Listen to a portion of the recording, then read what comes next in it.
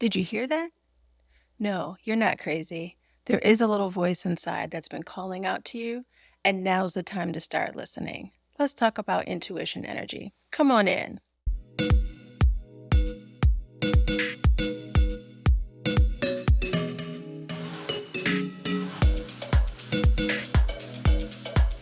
Welcome back into the Learn, Love, Live You series.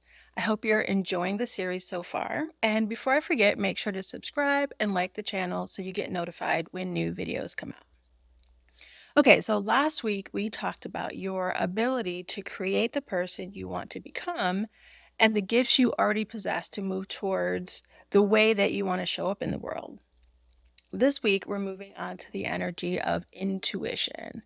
We are taught to think through our problems to overcome obstacles. In school, we're asked who we want to be when we grow up, and we're taught all sorts of logical steps to get ahead through elaborate learning and planning, courses and subjects. On job interviews, we're often asked what our 5 or 10 year plans are for the future, and that linear process of how what we've done is supposed to correlate with those goals. And logic surely has its place, but what classes did you take in school that taught you how to focus on your instincts? How many years did you study listening to your gut or that little voice within that was leading you forward? Yeah, I didn't think so. I know I never got any of that teaching, and I guess you didn't get it either. And that's why we spend so much time and energy trying to micromanage every aspect of our lives instead of recognizing the value of being still and listening within. In my opinion, intuition is our greatest asset and a gift you probably didn't write down if you did last week's exercise. Intuition is that small voice within that's encouraging you to move forward to do the thing you think you're not ready for, but you really are. Intuition is an internal guide whose only job is to move you forward towards your highest good. There's no fear or judgment or negativity with intuition, only positive guidance. I also believe intuition is our connection to universal knowledge that connects everyone and everything, past, present, and future. And when you pay attention to it, you'll get the best guidance of your life. The problem is, we've never been taught to tune into it. People will say, like, trust your gut, but then say you're wrong if you're not making what they see as a rational choice only based on society's standards of their past experience. So, your conscious brain wants to keep you safe, while intuition wants you to be great. Doing something outside the norm isn't safe.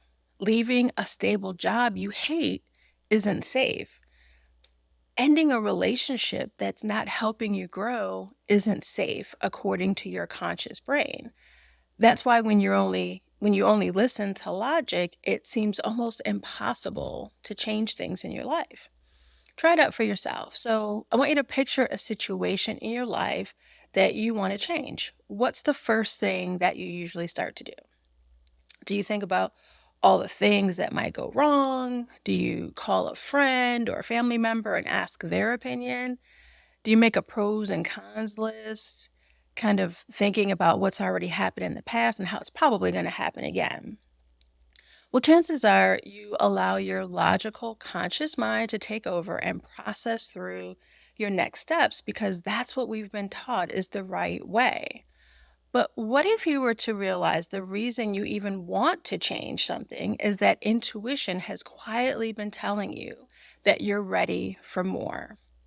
So this week, I want you to focus on unlearning overthinking. I know it's a tricky one. This involves really sitting quietly with your thoughts and listening for the encouraging voice that feels good or hopeful or fulfilling, and pushing aside the logical thoughts that feel negative and doubtful and stifling. There's a process that I explain in the book that I call quiet asking, and it's basically sitting quietly and focusing on one question. over and over again in your mind and allowing yourself to put the logical thoughts to the side while you listen for what feels more encouraging. So, I won't say it's easy if you're not used to listening to intuition. It definitely takes practice, but it's also not hard. You just have to start doing it. And as always, in the workbook, there's not only more detail about quiet asking, but there are two other techniques too that you can practice to connect to intuition. So I will again encourage you to grab the book and the workbook to support you through this process and to help keep you on track towards living your best life. All right, that's it for this week. Next week, we're going to focus on receptive and abundant feminine energy. So, this is not gendered energy. We're not going to be talking about gender roles at all. We all have both feminine and masculine energies within us that need to be grown and harnessed and we need to get comfortable with them. So, again, grab the book and the workbook and start being really intentional about who you want to be. And as always, if you'd like some one on one support from me, make sure to reach out. I'm here to help. All the links are in the description below. So I'll see you next time and stay magical, y'all.